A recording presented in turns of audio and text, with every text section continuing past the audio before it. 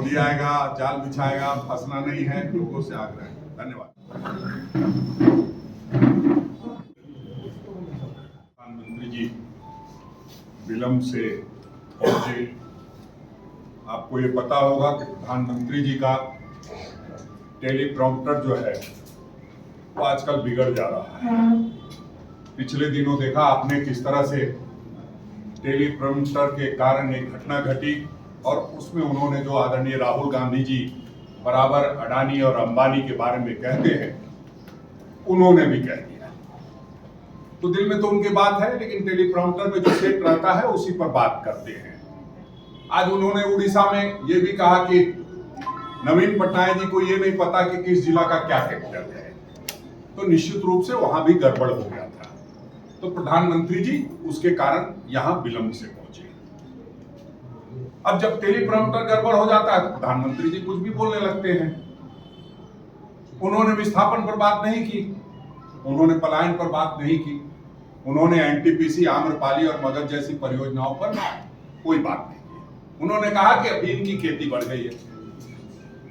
प्रधानमंत्री जी, अफीम की खेती बढ़ी है, इसका मतलब आप जो बात कर रहे हैं उससे ये प्रतीत होता है कि सचमुच में अफीम की खेती बढ़ गई है।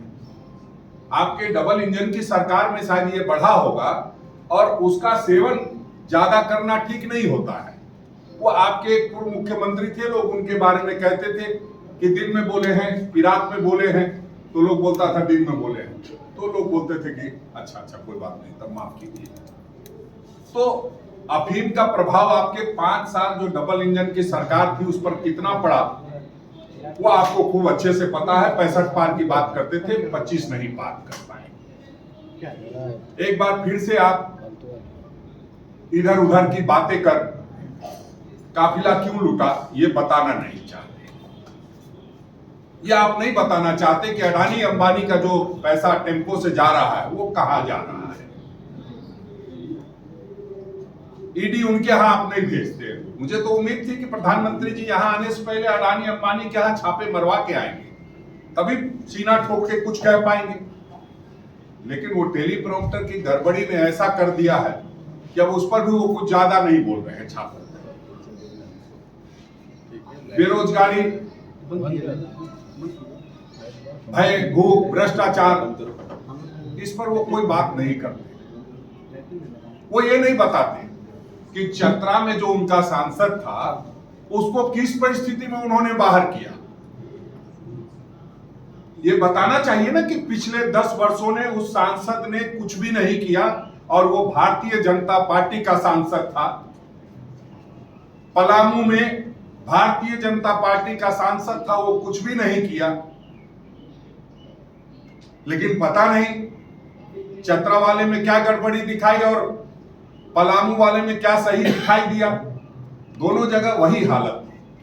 तो आप अपने सांसद के किए गए कार्यों को नहीं बता सकते हैं क्योंकि आपने खुद से उसको रिजेक्ट कर दिया और आपने ये मान लिया कि आपके सांसद ने कुछ नहीं किया है। जो हालात बने हुए हैं देश के, उसमें प्रधानमंत्री जी आपको सबसे पहले अगर कुछ बोलना है तो इलेक्टोरल रोल पे बोलिए, कोविशील्ड पे बोलिए। आदरणीय राहुल गांधी जी जब कहते थे तब आप उनका मजाक उड़ाते थे। आज वो बातें सत्य साबित हो रही है और जब सत्य साबित हो रही है तो ये भी साबित हो रही है कि आपने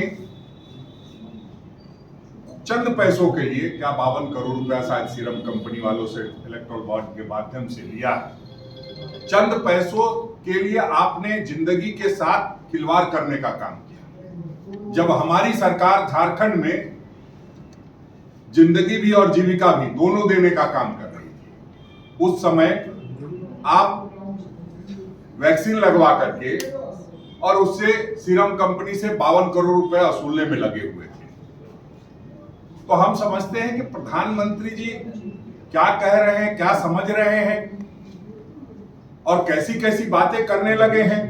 निश्चित रूप से ये उस बात का संकेत है कि जो 283 सीटों पर चुनाव हुआ है उसमें मात्र 43 सीटों पर उनकी बढ़त दिखाई दे रही है और जिसके कारण अब उनको सहारा लेना पड़ रहा है। हिंदुस्तान, पाकिस्तान, श्मशान, कब्रिस्तान, इस तरह की बात बोल करके वो कहीं ना कहीं ध्रुवीकरण कराना चाहते हैं, तुष्टीकरण की राजनीति करके। अब आपने देखा यहां पे कि जो सीपी सिंह जी बड़ी बड़ी बातें करते हैं, उनके यहां सीधा धर्मांतरण हो रहा है टोपी पहना करके। उड़ाव को टोपी पहना दिया, महतो को टोपी पहना दिया।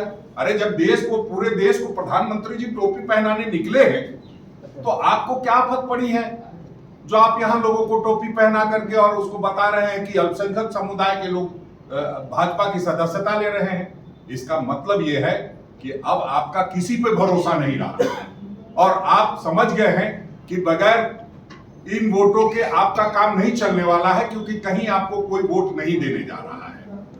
तो इसलिए आप इस तरह की गंदी हरकत कर रहे हैं। मैं समझता हूं कि प्रधानमंत्री जी, रक्षा मंत्री जी, गृह मंत्री जी, पता नहीं कितने मुख्यमंत्री लगाए हुए हैं, मुझे जो सूचना मिल रही है, ये मिल रही है कि नुक्कड़ सभा और नुक्कड़ नाटक का भी आयोजन किया जा रहा है।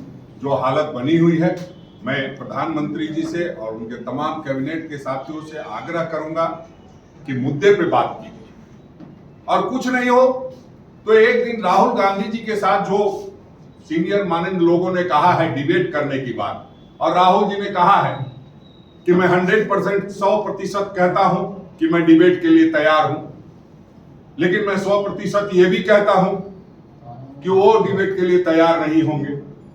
तो मैं आपके इस प्रेस कॉन्फ्रेंस के माध्यम से जो राहुल गांधी जी ने उनको चैलेंज किया है, प्रधानमंत्री जी से गुहार लगाऊंगा कि आप स्वीकार कीजिए।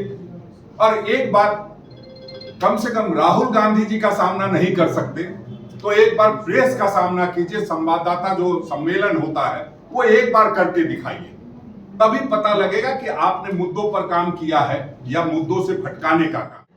उनके बाद आप खुद से निकाल सकते थे, लेकिन हम लोग को एक दायित्व है कि आप लोग को बताने से कुछ ज्यादा अच्छा आ जाएगा। वैसे तो जितनी बातें कही है तमाम मित्रों ने अलग अलग उसका काट बताया है, लेकिन मैं जानता हूं कि अपने से आप लोग कितना कीजिएगा, उस निमित्त मदद करने के लिए आया हूं। और मैं चाहूंगा कि इसको प्रमुखता के साथ आप लोग शामिल करेंगे अपने अखबार में, अपने चैनल में। और मैं, मेरे साथ राष्ट्रीय प्रवक्ता ज्योति कुमार सिंह जी भी हैं, वो भी अपनी कुछ बात को रखें। उस पर कोई चर्चा नहीं हुई, उस पर भी चर्चा होनी चाहिए थी, तो उस पर चर्चा नहीं होती है। परमाणु बम, अणु बम, ये सब डराने का काम छोड़ दें। ये कहीं कोई डराने की कोशिश कर रहा है और देश को बरगलाने की कोशिश कर रहा है, तो वो कामयाब नहीं होगा। सब लोग जानते हैं कि कभी का कहा हुआ, कभी की बात को ये लोग। अब देखिए, जब आदमी के पास मुद्दा नहीं होता है, जब आदमी के पास अपने काम का ब्यौरा नहीं होता है, तो लोग इसी तरह की बातें करते हैं। और इसीलिए मैं कहता हूँ, इधर उधर की बात न कर, काफिला क्यों लुटा, ये बता।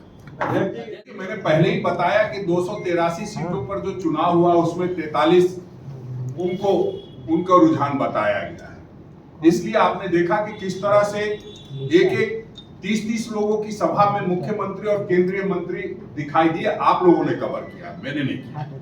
जो मुझसे आप लोगों से जो मुझे इनपुट मिला है, मैं उसी की बात कर रहा हूं। तो जब वो नहीं हो पा रहा है, तो आप समझ सकते हैं कि 4 सीटों पर जो चुनाव होगा उसका रिजल्ट क्या होगा। और मैं प्रधानमंत्री तो हूं नहीं कि 400 पार बोल दूं।